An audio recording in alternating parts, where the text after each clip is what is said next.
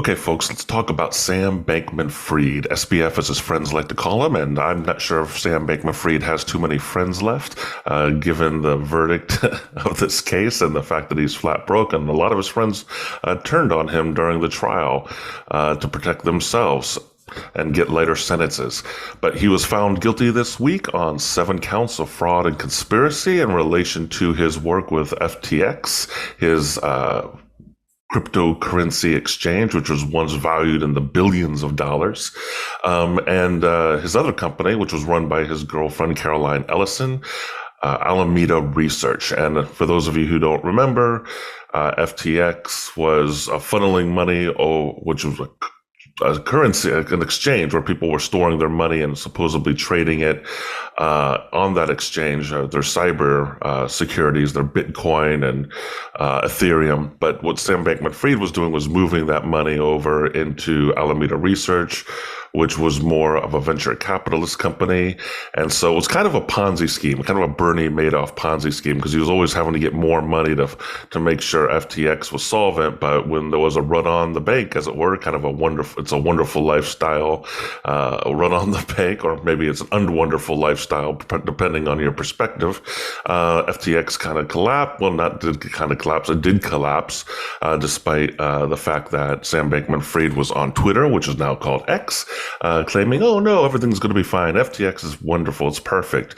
This whole story is, there's several warnings embedded in this story about Sam Bankman-Fried. One is the danger of Imagology, and that we need to be aware of Imagology, and we'll get into that a little bit more in this video, and also the issue around ethics and leadership. And his parents are scholars on economics and ethics, and his mom has published some interesting pieces on personal responsibility that some are speculating may have informed Sam Bankman-Fried's worldview.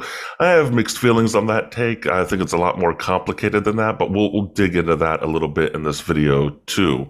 But first, I want to do our performance review of Sam Bankman-Fried. And I like to call this the dark quadrant performance review. So let's take it one by one. Narcissism. Check. He's definitely a narcissist. Look at how he tried to cultivate his image in the media. He was all over the place. Forbes magazine, media, ABC News, all these different news outlets and magazines. He made himself very high profile.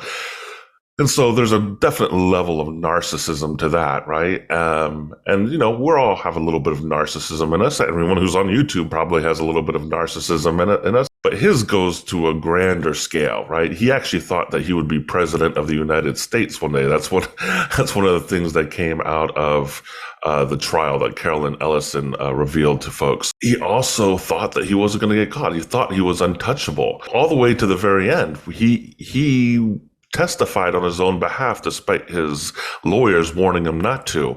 Another sign of narcissism. And yeah, he did good when his defense was questioning him, but when the prosecutors came on the stage, he didn't fare so well, which probably also led to his conviction. So in some ways, his own narcissism also led to his conviction. So yep, definitely check on the narcissism box. Machiavellianism.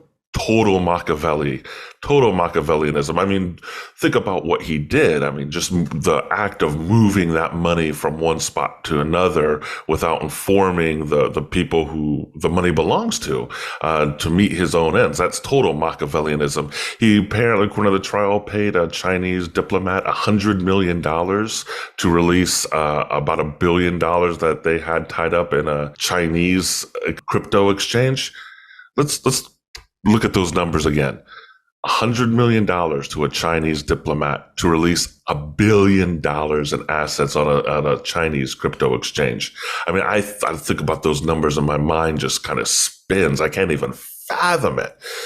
But that's what he was doing. And that's total Machiavellianism. And then he was, using the bank accounts of some Taiwanese prostitutes to move money around.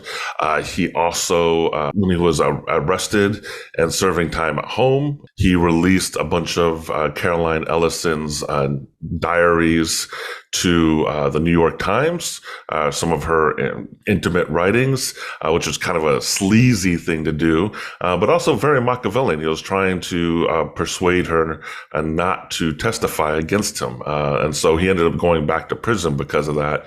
Again, that narcissism at play there, not thinking he can be touched. So the next one is psychopathy, as he's psychotic. I feel that's indeterminate at this point. Does he have any feelings of remorse for what he did to all the people who lost their livelihoods, who lost their retirement when FTX collapsed? We don't know that. I suspect he doesn't really. I suspect there is some psychotic aspects to his personality, but I don't think we have any strong evidence about that yet. And sadism is the last quality of the dark quadrant. We don't know. There's, again, no evidence that he's a sadist, but I could kind of see him kicking a puppy or two for sheer enjoyment. But yeah, I think this brings us to the issue of Imagology. And Imagology is a term that we've started using on this podcast that comes from Milan Kundera's book, Immortality. It describes the current culture that we live in, which is very focused on shallow, superficial images. His thesis is that we used to live in a world of ideology where there was deep thinking about systems and complex frameworks of ideas around how the world operates, but over time that has become much more shallow, and that we're focused more on image today, and that's because of the media, advertising companies, and so forth. And I think Sam Bankman-Fried is a prime example of this Imagology at work. Again, he was all over the media, and the media loved it. They were lapping it up. He was like the Jesus Christ of the crypto currency world for a time, and kind of the savior. He cultivated this persona with the long hair, or apparently long magical hair, and cargo pants. I wonder if his cargo pants are magical too. I don't know. But he cultivated this image of this kind of carefree. I don't really care about how I look. I got too many other things to do to worry about, wearing nicer clothes or combing my hair or shaving or anything like that. And so, again, cultivating this image. But what we now realize underneath that image was completely hollow. It was empty of anything of substance. There's even talk that, according to Caroline Ellison, that initially they were driving around in these sports cars, and then they got feedback that that was a bad look for them, and so they started driving more modest cars to kind of send again that story or that narrative that they don't really care about these luxurious things. They're beyond that. Although they did live in a multi-million-dollar housing unit in the Bahamas, or house in the Bahamas. So there's a little irony there. There's a lot of irony to this whole Sam Bankman-Fried story. And, I think this also brings up the issue of, I'm going to call it the youth savior complex in the media. And in Western culture as a whole, we tend to look at youth as the disruptors that are going to come in and change the world. And that's definitely how they depicted Sam Bankman-Fried. And he certainly did change the crypto world, not for the better, because there's a high level of skepticism around crypto now because of him. We tend to elevate these young people and endow them with, project onto them these characteristics that they might not possess around their moral superiority and their higher ethical values, when in fact that's just us projecting that onto them, and that they actually don't possess those things. But like a true Machiavellian, Sam Bankman-Fried leaned into that and cultivated that bias toward young disruptors and made a fortune for himself doing that. So beyond Imagology, there's also the ethical question about what he did, and there's a lot of ethical questions. I mean, clearly what he did was wrong. One of the ironies is that his parents, Joseph Bankman and his mother, Barbara Fried, that's where he gets Bankman-Fried from, obviously, are two economics professors at Stanford University and specializing in ethics. And his mother, Barbara Fried, wrote an essay called Beyond Blame, or wrote a paper called Beyond Blame, in which she talks about basically how we rely too much on this notion of personal responsibility.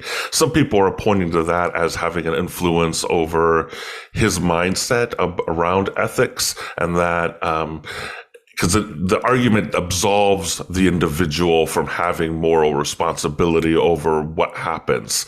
It kind of focuses responsibility on the system and the environment and how that's producing certain behaviors, and gets into a lot of conversations around free will. And I'm not going to go deeply into that essay right at this moment, because I think we could do a whole nother video just on that essay or that paper. But I do think it's an interesting and almost a very ironic situation that his parents are ethicists in the economic space, and we're teaching at Stanford. The father is off his class. He's not teaching this upcoming year or this year because of the scandal, and they face economic ruin due to the costs of Sam Bankman-Fried's defense. But it's super interesting that there is this issue of that they've been wrestling with ethically around personal responsibility. And it's clear that Sam Bankman-Fried did not take personal responsibility for his actions and what he was doing with other people's money. So I think that's one of the ironies of this story. I think the other irony is just the whole strange space that the crypto world inhabits. This blockchain crypto world. It's a very strange space, and there's a lot of irony in this story when you think about the overall Web 3.0 blockchain crypto space. So on one hand, and it gets back to Imagology too, superficial value when there's nothing really of value underneath. And that's kind of the criticism that the crypto crowd has about fiat currency, like the American dollar, that it used to be gold backed. Then Richard Nixon took it off the gold standard, and now it's faith-based in their opinion, and that the dollar, that we're printing too much money, we're causing inflation, which is true. And eventually the dollar is going to collapse. So we need to move to a cryptocurrency because it contains more value, because there's more limited supply of that cryptocurrency. So you can't just keep printing it and printing it and printing it. There's a finite amount of those Bitcoins that can possibly exist mathematically. So, but at the same time, I still get a sense there's nothing underneath the Bitcoin either, that's still an empty currency that's still based on faith. So how different really is it from fiat currency? The other thing is transparency. The gospel in the crypto space and the Web 3.0 blockchain space is that, blockchain is more transparent. You can see what's happening at any given moment. It's all archived on multiple computers around the blockchain. So it's all transparent, all much more visible. But at the same time, Sam Bankman-Fried here is proving that the transparency is not actually there. They were cooking the books, changing information to creditors, to provide documentation to creditors about the value of FTX and Alameda Research. So the transparency argument doesn't hold water either. And the whole crypto space, in my opinion, is kind of like this cult. They have this libertarian cult, because there is a strain of I want to work outside of the government systems, the normal societal systems, right? Sam Bankman-Fried and his crowd were out in the Bahamas, right? and they were contributing to the Democratic Party and some Republicans as well, and participating in the government in that sense, but they were also a step away, way out there in the Bahamas, living the life of luxury, and doing some other interesting things, too, out there in that little paradise that they had for a short while. And yeah, there's this libertarian streak to that whole community, and they don't want to pay taxes. They want to have more freedom to use their money as they want to use it, without regulation. And so the reason we have regulation in all systems is because of scandals like this. If we think about Enron, if we think about the housing crisis in 2008 through 2012 and the recession that it caused, all the response to all of those financial catastrophes is that we tightened regulations on certain parts of the financial sector because they can't be trusted. And whether you're dealing with fiat currency and traditional finance, or you're dealing with Bitcoin and this new decentralized finance world, don't just go in blindly and just trust these people, right? We do need regulation to make sure that people like Sam Bankman-Fried, who might have a broken ethical compass, don't cause you to lose all of your assets. I find it very fascinating that and ironic. They are preaching about how empty the dollar is of value, when in fact they're dealing with a currency that is also potentially empty of value too. So ultimately, I think this is a story about imagology, the superficial image when there's really nothing underneath. Sam Bankman-Fried was an empty person, apparently. The businesses he was running were empty and shells and facades, and potentially the currency he was helping people exchange with FTX is also quite possibly completely empty as well. Lots of different things to consider around ethics and imagology and Sam Bankman-Fried. I'm sure we'll continue following this case on the podcast, because there's definitely important leadership lessons to be learned from this story.